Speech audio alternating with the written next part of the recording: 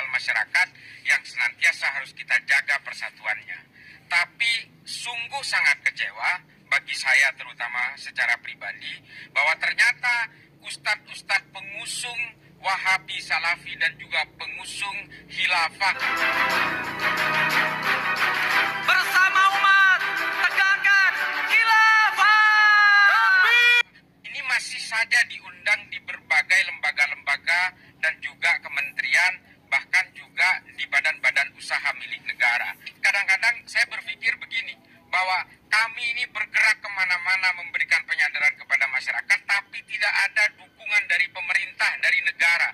Ini yang membuat saya kecewa. Ada kejadian kemarin misalnya, ada ustadz pengusung khilafah yang memberi kajian di salah satu BUMN yaitu PLN Jawa Barat. Waalaikumsalam warahmatullahi wabarakatuh. Baik, demikianlah kajian kita pada siang hari ini. Semoga dapat menambah iman kita. Ini terus terang saya kecewa sekali. Oleh karena itu, marilah kita dukung gerakan-gerakan penguatan Pancasila dan NKRI ini. Jangan justru dirusak oleh segelintir oknum di berbagai kementerian dan lembaga negara, tapi justru itu akan merusak tatanan sosial dan politik bangsa kita hanya karena kepentingan-kepentingan sekecil kelompok itu. Oleh karena itu, saya secara pribadi dan juga teman-teman yang sedang berjuang untuk melawan para benalu ini, kami berharap kejadian seperti kemarin di PLN tidak terjadi lagi. Kalau perlu, ustadz-ustadz pengusung Wahabi Salafi dan Diliput dari fajar.co.id.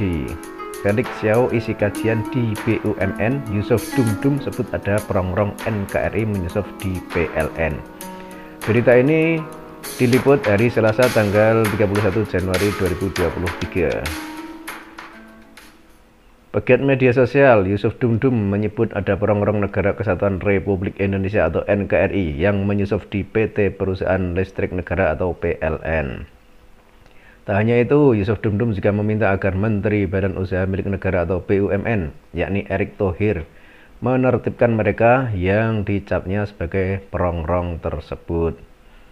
Hal itu diungkapkan Yusuf Dumdum mengetahui pendakwah Felix Xiao mengisi ceramah yang diselenggarakan oleh PLN UIP Jawa Barat Senin 30 bulan 1 2023 lalu. Dia mempertanyakan Felix Xiao yang dinilainya tidak pantas. Dia mempertanyakan Felix Xiao yang dinilainya tidak memahami agama, tetapi bisa mengisi ceramah di Masjid PLN PJBB. Jadi ya, ini sangat disayangkan ya. Felix Xiao kok sampai masuk ke ranah perusahaan milik negara, kan ini sangat berbahaya ya. Padahal itu Pak Mahfud MD dan Cak Islah Bahrawi juga mengatakan bahwa terorisme itu memang sudah masuk ke badan usaha milik negara ya, ke aparatur sipil negara, sehingga ini sangat patut menjadi perhatian bersama. Karena Felix Xiao ini kan orang Cina ya, etnis Cina kalau nggak salah ini ya. Kenapa dia itu kok tiba-tiba populer ya? Itu kan karena dia itu dulunya itu kan non-Islam ya. Kemudian karena non-Islam terus masuk Islam, dan disitulah mulainya dia tenar ya. Sebagai orang yang mu'alaf, akhirnya diberi tempat, diberi ruang untuk ceramah. Padahal dia sendiri itu baru masuk Islam, dan dia masuk Islam itu sebenarnya juga mau belajar tentang Islam. Tapi malah kebalikan, baru masuk Islam, mau belajar tentang Islam, malah justru langsung disuruh ceramah, disuruh mengisi pengajian. Ya kan menjadi kacau ajaran Islam. Padahal orang yang non-Islam, yang masuk Islam, itu harusnya dibimbing dari nol. Dibimbing, diajari tentang ajaran Islam yang benar itu seperti apa.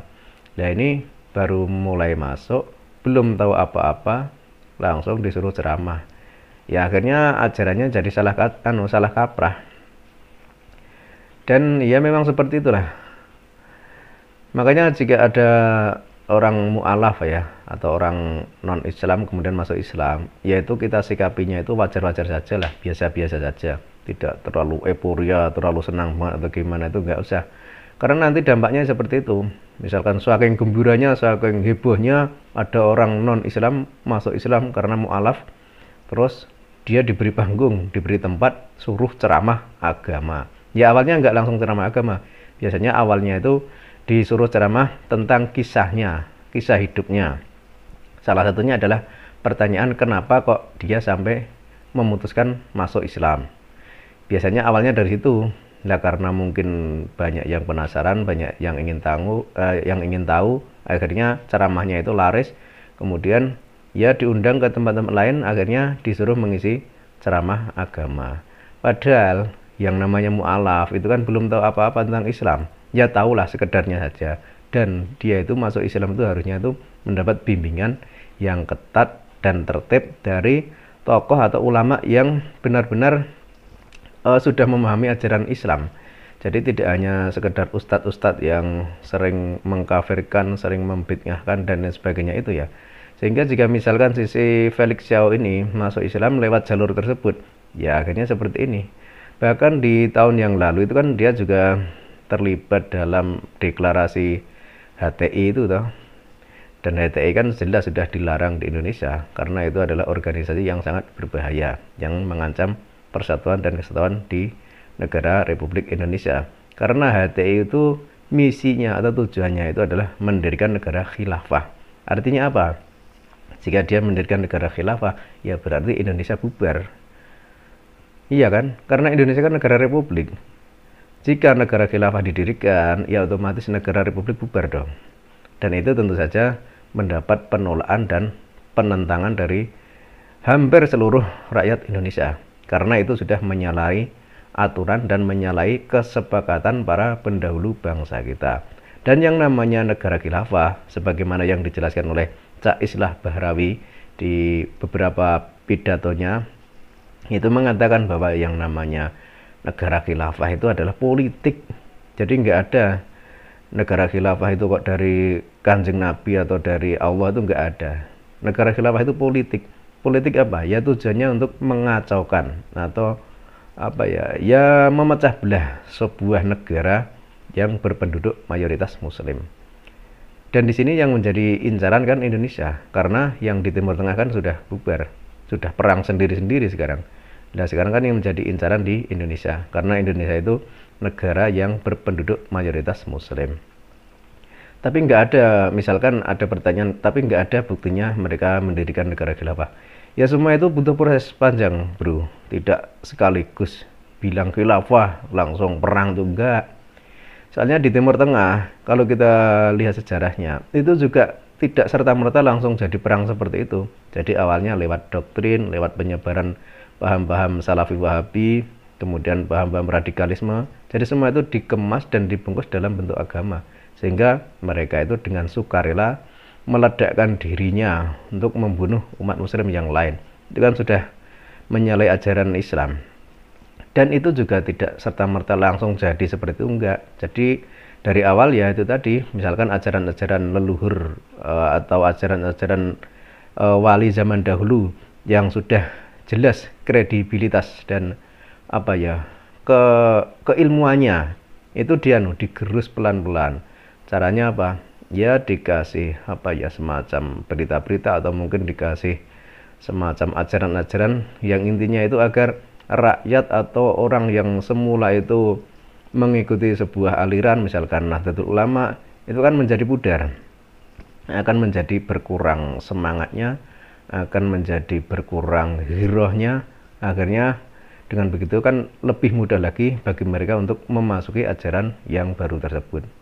Jadi tidak serta-merta kok langsung perang itu enggak. Jadi dari tahap ke tahap itu ya. Makanya ini kan sebelum terlambat, sebelum terlanjur, ya alangkah baiknya jika apa ya masyarakat Indonesia, terutama ya para aparatur negara untuk menyikapi hal ini dengan serius ya.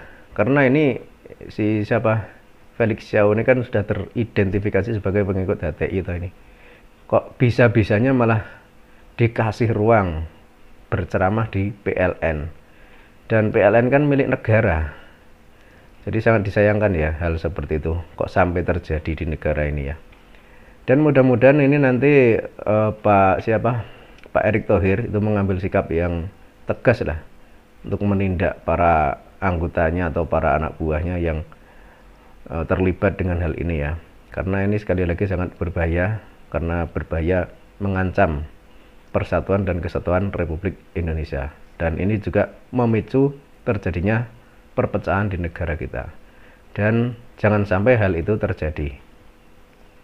Jadi cukup sekian ulasan kali ini, jika ada kurangnya mohon maaf. Salam waras.